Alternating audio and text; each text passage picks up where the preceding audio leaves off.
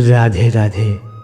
একজন শেঠজি ছিলেন। একদিন আমার প্রেমগুরুকে এসে বলছিলেন, মহারাজ, আপনি তো যুব সমাজকে ভুল পথে নিয়ে যাচ্ছেন। তখন জিজ্ঞাসা করলাম, কেন?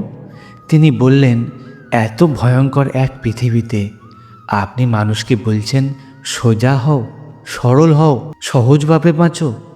এখানে তো সবাই ছলনা করে, সবাই কপটতা করে, অন্যায় কাজ করে।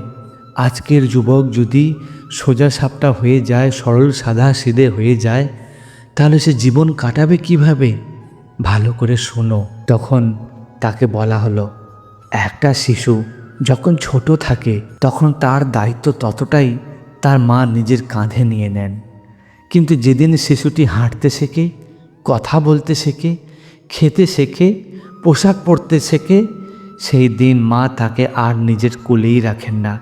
তখন আলাদা ঘরে শুইয়ে দেন আর বলেন, যাও, নিজে নিজে ওঠো, নিজে নিজে স্নান করো, নিজে খাও, নিজে পোশাক পরো।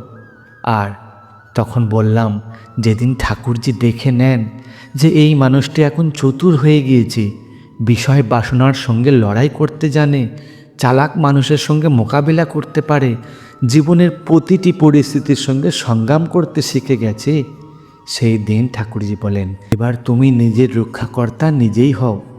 কিন্তু যেদিন ঠাকুরজির মনে হয় এই বড়ই সরল মানুষ, এ খুব সোজা, কেউ চাইলে একে ঠকিয়ে দেবে, কেউ চাইলে একে ঠাট্টা করে যাবে, কেউ কিছু বলে কষ্ট দিয়ে যাবে, তখন ঠাকুরজি মায়ের মতন হয়ে যান।